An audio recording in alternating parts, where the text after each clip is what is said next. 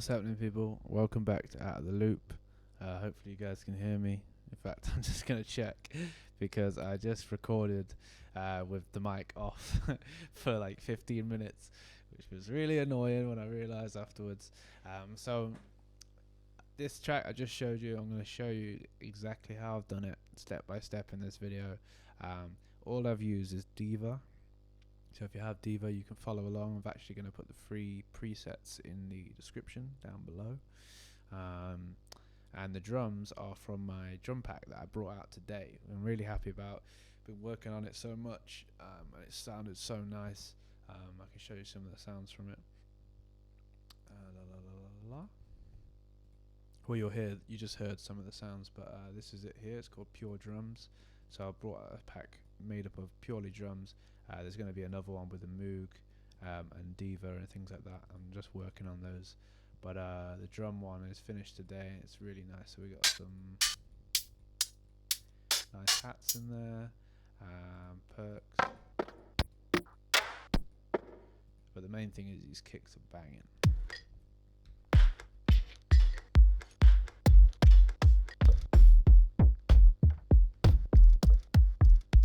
And there's loads. Did 20 odd kicks. Took me a long time to do these. And some nice shaker loops, and some shaker one shots and things like that. So yeah, these drums were made completely out of that pack. You guys can check that pack out on here, not on here, on here, on the Out of the Loop website, which I'll put in the link. The pack's available right now. It's not Australian dollars. It'll be £10, which I'm not sure what that is in dollars and whatever. But yeah, this is it right here. You can grab my other pack here that's made up of some more synth sounds. And some mastering services on here and one-on-one training available for you guys, but you can check that out in your own time. Let's get back to the track. Cool. So yeah, like always, please subscribe and comment. I'm actually at 97 subscribers now, so if I get to 100, it means I can change my custom URL, so it will say Out of the Loop at YouTube rather than all these weird numbers. So yeah, please subscribe if you're watching this video. It doesn't cost you anything, but it means a lot to me. So the track starts off with obviously a sidechain channel here. So this sidechain channel is just a duplicate of the kick. So it's just the kick here, which is taken from the pack. And then I've not done any processing on it because the kick's at the perfect volume. That's the way that I created it. And then I've duplicated it and then turned off this channel. And the reason why you do that is so you can send a sidechain signal when the kick isn't playing, like at the beginning. So if I put this over on this LFO to make it this pad, you can hear it ducking even though you can't hear a kick, because it's doing this, and that's so your ears prepare for that kind of ducking effect, so it's not so strange when it drops. Alright, it's just a little trick there. You've probably seen that in other videos, but it's a good trick to have. Cool, so the kick is standard. I don't need to really show you that. It's just a standard 4/4 pattern. And then the mix snares is 2 snares, and these are taken out of the snare pack, or the snares, and they're just 2 of them layered on top of each other with quite a lot of reverb, and then I've just took out the high end of it, so it's not such a clappy sound, it's more snare, like dark, and then a bit of overdrive here is just really pushing it quite a lot. You'll hear the difference.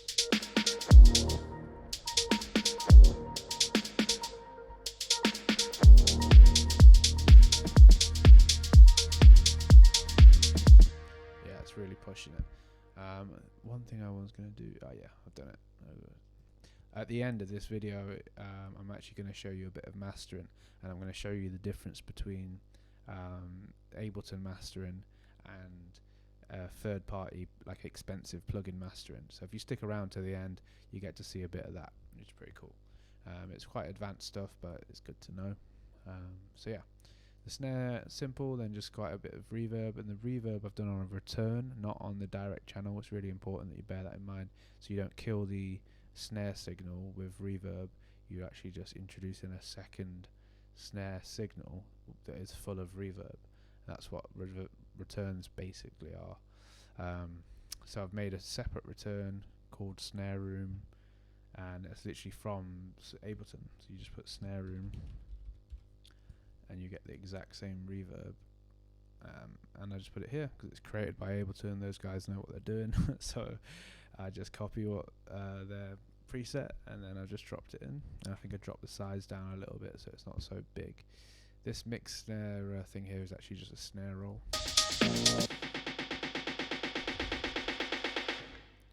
And that is really like reverbed out.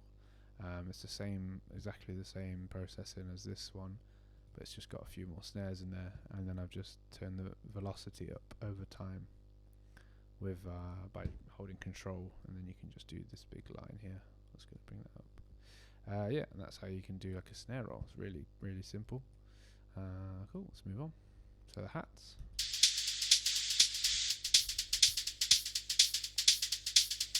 Really like drive-in, quite like open hats. And there's a bit of glue compressor and compression, just controlling it quite a bit. And then yeah, so basically these are just duplicates of the same snare, same hat, which is this Shaker 1, which is in the pack somewhere, sample pack, Shaker 1. Oh no, it's this one. Alright, so it's just these are all the same. This is Shaker Shot 5. Just so it's a bit more open. And then, so all I've done is just layered two hats on top of each other, playing this pattern. Ooh. And then with the second one, I've made it wider, and then the ride is down the middle, I think, yeah, but it's quite wet and reverby, and it's just that they're all playing the same pattern, except for the shaker here is playing this polyrhythmic pattern. The way you do that is you just, rather than copying like this, like these four here, you would copy 5 instead. So the pattern always changes. So if I solo that, so it's a bit more interesting, there's a bit more movement there, and then that's it. So, and then I've obviously applied some groove. This groove you get out of Ableton, you just type MPC 16 swing, or just type groove and then look for this one. And there's loads of different swings on there, and I really like the sound of this one. It just gives it like a different bop. I'll show you the difference with the groove off. So the groove is applied to all of the drums. I'll take it off.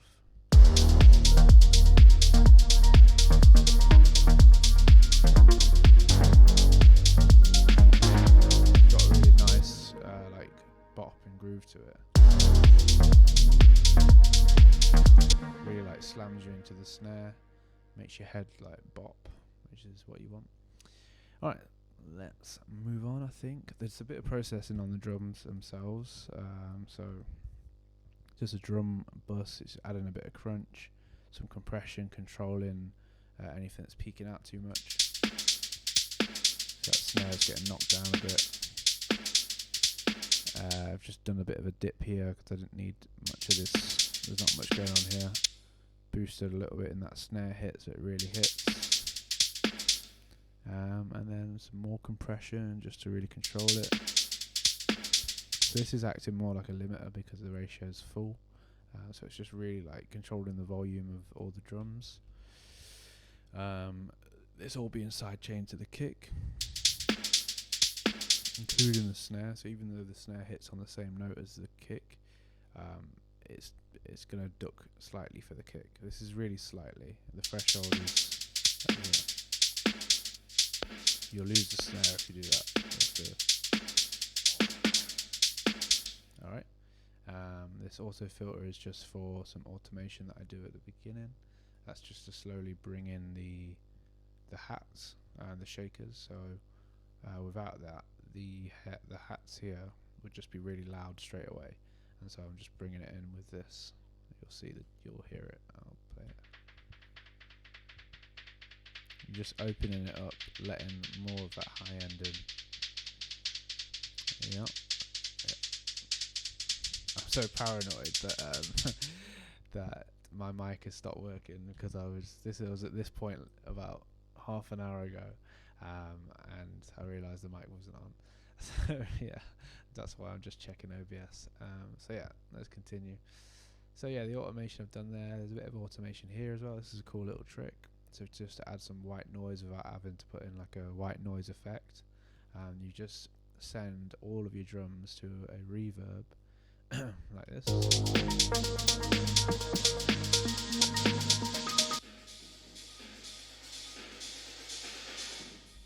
So that's coming through, and then you can it gives you like a nice big bright feeling, and then you drop it back down when you go into the drop.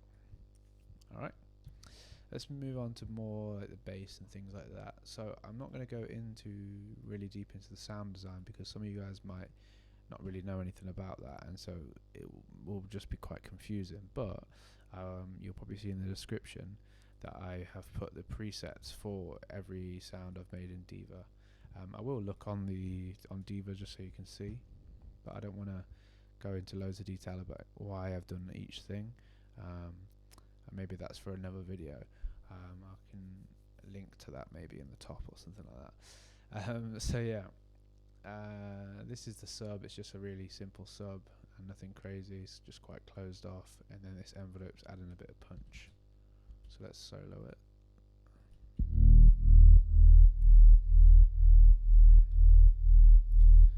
And the processing is basically just EQing out the top end, so there's none of that high end stuff, compressing it, just so we don't have any surprises, like the bass doesn't jump out too much. It just controls it a bit, and then some saturation with this a bit warmer. You find this in Ableton, just type a bit warmer or saturator, just a bit of it, nothing, not like heavy, just a bit, just to add a bit of grit and body. And then this limiter here is really just controlling the volume, and then just by bringing up the gain, you're bringing up the entire sub a bit, like the entire sub sound is all coming up to an even volume, rather than it being like quite dynamic. But you don't want to overdo it. Alright, and then obviously it's being sidechained to the kick, which is standard. It's just being sidechained really heavily. It's what you want to do with you want to do that with your sub, because it's such a heavy, boomy sound, and it sits in the same area as the kick, so you want to make sure that they're not fighting with each other. Alright, so let's move on to the mid bass. So mid bass is similar to the sub. It's a copy of the sub, but then it's just got some reverb and things, and you'll hear the difference if I take these off. So that's without any effects. Huge difference. And I've made it on purpose like this, where it's really quite wide and washy. I've done 16 voices. It's really like a big sound, because I've got this sub down the middle which is driving the track, and then this mid is just like filling the track on the sides. Yeah, so it does a lot of work, this mid bass, and the processing is exactly the same, except for the low end is cut out and a bit of this high end here, so it's not interfering with the sub, so they can work together basically. And this is being saturated quite heavily, and then the sidechain is just not as heavy. It's not here, it's here, and that's because the kick is around here. It's not really around here. It's not. They're not getting in the way of each other. But I do want a bit of sidechain, so you see everything is basically moving in time with the kick. So yeah, that's why I've done that.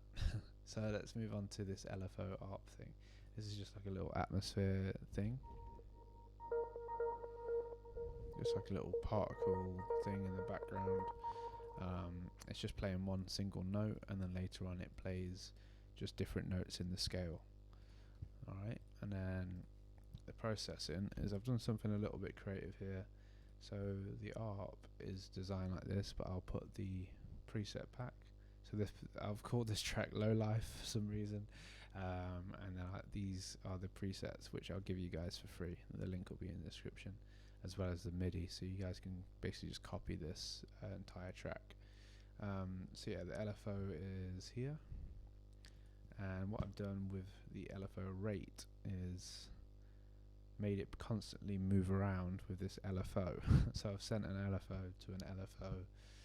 It's a little bit complicated, but basically you get this LFO from Max for Life, which is here, which is an LFO is just something that will move things for you. Basically, it's probably a better way to describe it. And I've just assigned it to this rate, so you can see it moving up and down. And I can, if I try and show you exactly what it's doing, if I turn that off, it would just stay still. And you can control how much that moves by doing this, like putting the percentage up and down. I think I was here, so let's listen in real time.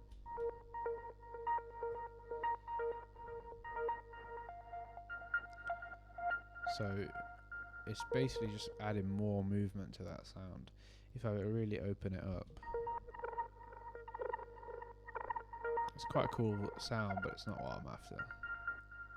I just want like it to sound like it's constantly moving around, which is what I achieved.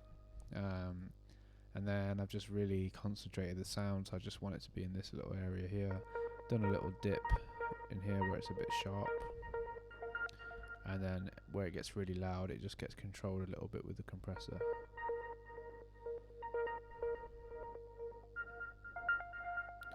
So it's really like knocking it down. The ratio is really strong, so it's quite a heavy compression. This auto filter is just for times when I want to open it up, so it opens up more as the track progresses.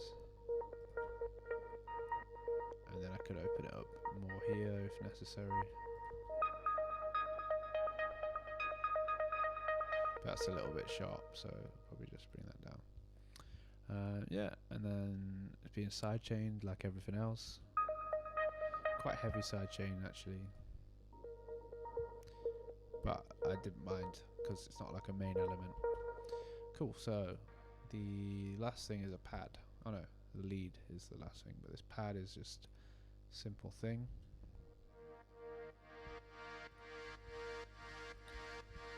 This patch here, and I will save this right now, as you guys can see. Huge pad, and it's in the low life. Oh, there you go. So you guys will have that for free. How nice I am giving you free stuff. And then all it is with this pad is it's just really washed out, so it's really reverby. As you can see, it's at 100% reverb, and it's sidechained to the kick, so it's just in the background.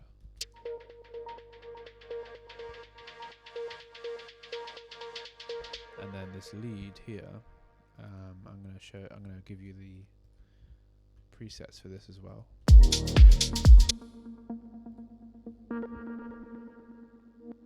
So I think it's similar to the LFO ARP thing, but I haven't messed around with the rate too much or at all. Not sure why it's there. And then yeah, I'm not sure that's it. But you'll see in the preset what I've done, and you can play around with the sound. It's just like a plucky sound that moves around quite a lot, and it's just got like quite a bit of life to it. And so I've done 2 layers. The first layer is quite mono and down the middle, and then the second layer is echoey and reverby. So it's quite like, oop, I think I just deleted it. The second one is yeah, it's really big and on the side, so layering is really important. You know, I've got a layering with my bass, and then I've got layering with my lead as well. So the lead is yeah, really strong, and the bass is really strong. And you know, you layer with your hats and things like that as well, so there's nothing wrong with layering as long as you do it properly. And by properly I mean have one thing that's down the middle and mono, and then have something else that's a bit more on the side. Okay, so yeah, listen to the lead.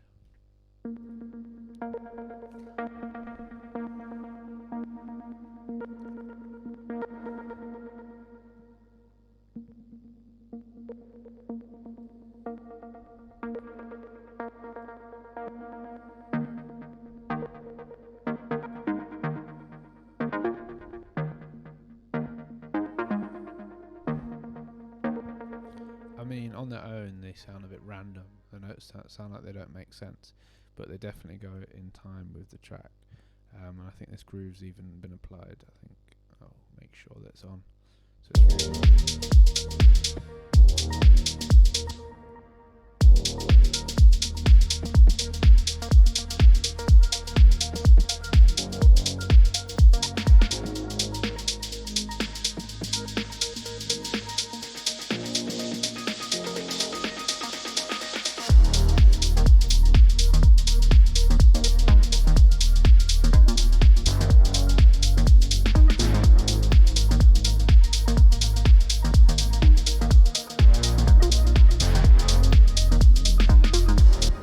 So you'll notice with the mid bass that it opens up, which is really like a powerful tool that you can do. So I'll just show you some automation tricks. So the mid bass is going through most of the track, but it's not fully opened up. It's just like quite tame in a way, and then at different parts I'll open it up.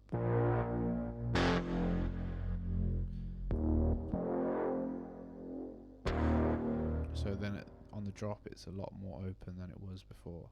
You can just do that by doing this. Ooh. So you click here, click on the envelope or cut off, it would do a similar thing. And then you press A, and then you've got this option here, and you can just, or you click on here, and then you've got the bar here. As you press A, and you can just move things up and down how you want them to move along with the track. That makes sense. And we're probably going to do a video on automation. Just let me know if you guys want to see that. I'll just teach you different automation tricks. It's definitely useful, but quite a lot of people already know about automation. But if you don't, just let me know and I'll do a video. Yeah, so I think I've gone through all of the elements. That was pretty quick. I think I'll just show you the bass notes. Oh, the pads basically copying the same as the bass notes, and the track is in the key of D sharp minor. So I'm making sure that everything is in tune with each other. The melody is playing the D sharp as well, playing the root note, and then the bass is playing D sharp, and then they all move in the same key as each other. And then the bass notes, there's nothing too crazy about them. It's just that they don't land exactly when you'd think. So it's not like here, then here, then here. They're not like exactly on the grid. It comes a little bit early, which just gives it some what you'll see.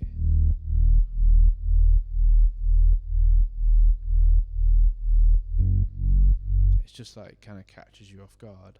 And then I've done this little gap here, so it makes you, it slams into that next note basically.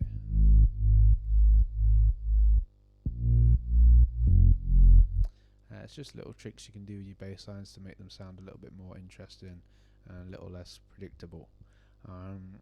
Yeah, I think that covers it. This is just some effects and stuff that I made out of the drums that are in the pack. I just reverse the. That's just a hat with loads of reverb being reversed. So you just click on it, press reverse, and you got this sound. Yeah.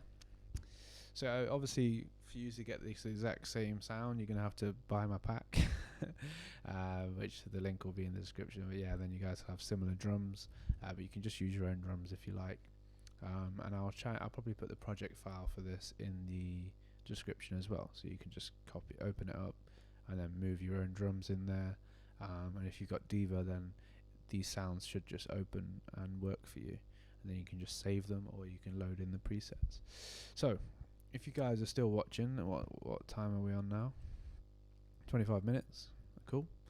So now, for watching and staying till the end, I'm going to show you a little bit of mastering, which is a little bit more of an advanced thing, but maybe you guys want to see that. And if you're curious, obviously I'm not a top of the range mastering engineer, but I do know how to master with stock plugins and with advanced plugins. So I'm going to show you both sides of that. Cool. I'm just thinking if I've left anything out. I don't think I have. No. Okay, cool. So I have two chains here. this is a mastering chain with Ableton plugins, so you guys can do this straight away, apart from this limiter at the end, but you could just use any limiter, does the same thing. And then this is with expensive third-party plugins, so you can hear the difference. Go away. Cool. So this also here was just an effect I did to take out all of the low end in the track and then bring it back in on the drop. So I can just show you this actually. It's quite a cool trick. So yeah, put an auto filter on your master chain, automate the frequency, and you put it in this low pass mode. Okay, so then I'll show you what it's doing first.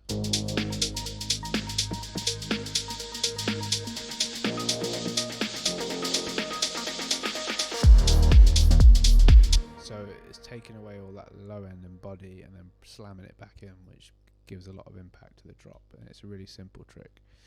Alright, cool. So this is now, this whole track was being mastered, had been mastered, like a basic master. And what do we have in this chain? So we've got, let's open it all up and then maybe activate it one by one. Some of it you're not going to notice like too much, it's just a little tweaking, like the EQ and stuff like that. Cool, so let's start with, if I close down the limiter, close down the EQ. Why did I open it all up? Yeah, there we go. And then close down the saturator, OTT. So we just got this compressor. And we'll just go on this drop here. Okay, so the first thing I did was compress it. So I'm basically taking anything in the track, the entire track, anything that's too loud and popping out. It's usually the kick.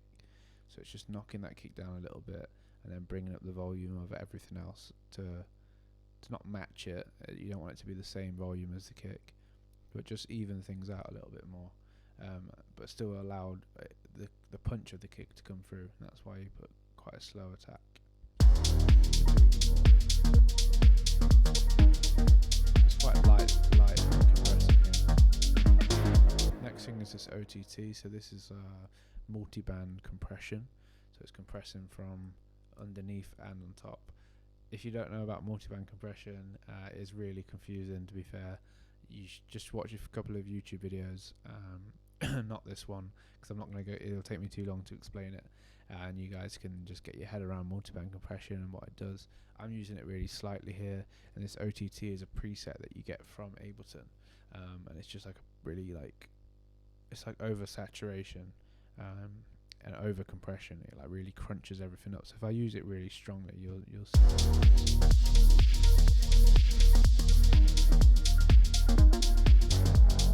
So I want to add a little bit of that, but not too much.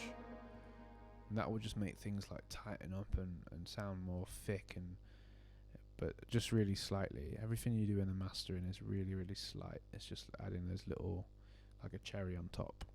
So then I've added a bit more saturation.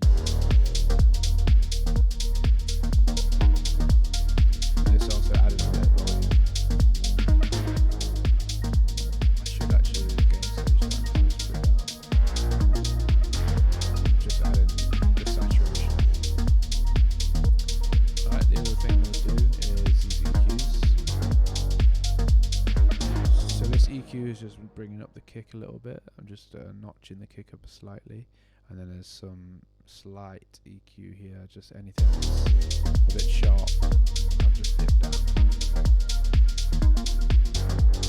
And then lastly,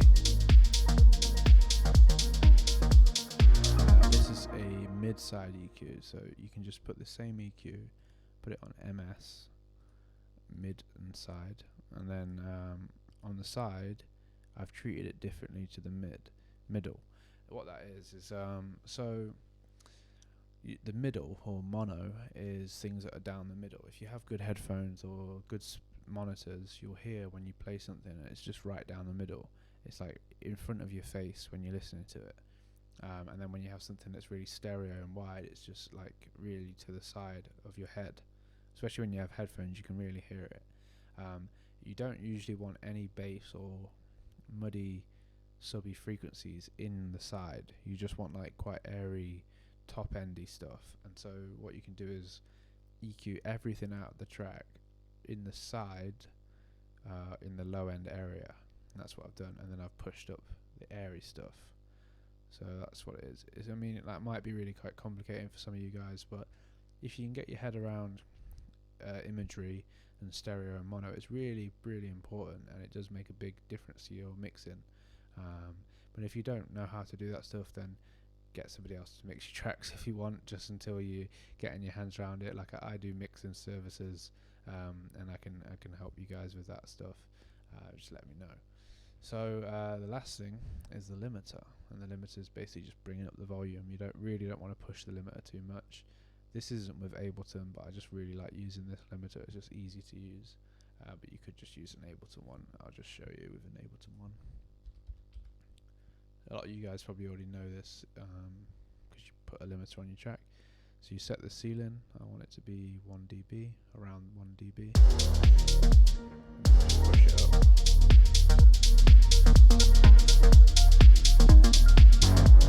A little bit of gain reduction. You really don't want much at all, because you're just going to squash your kick.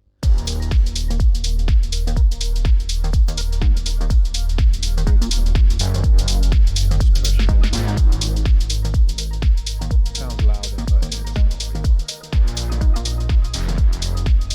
Okay, cool. So let's get rid of that.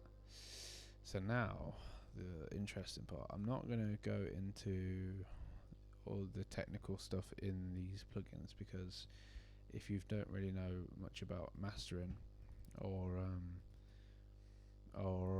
advanced mixing, then this is just going to go over your head, and you're going to be like, next video.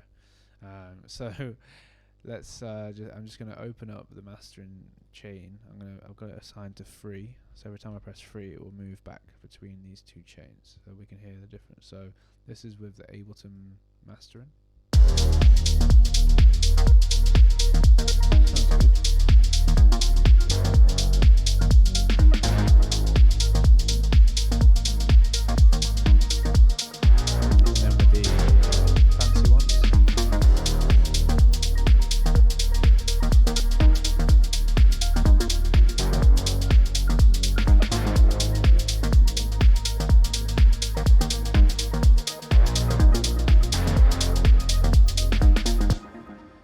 So you can hear more elements, you can hear more little details.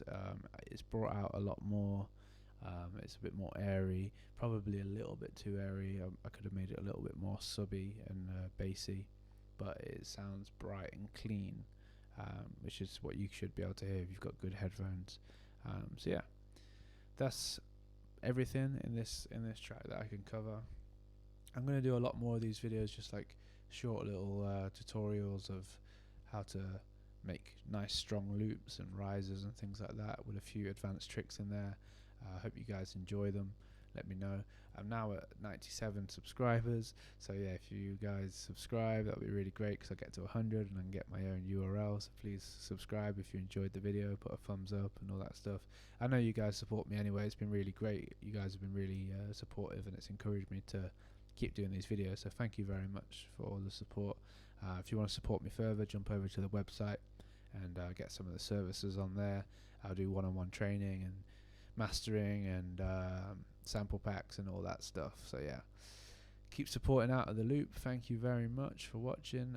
I'll be sure to put all the stuff in the description. If I forget, please let me know. I'm gonna go to bed now, so I might forget, but yeah, thank you very much guys. It's been a pleasure, and I'll catch you in the next video.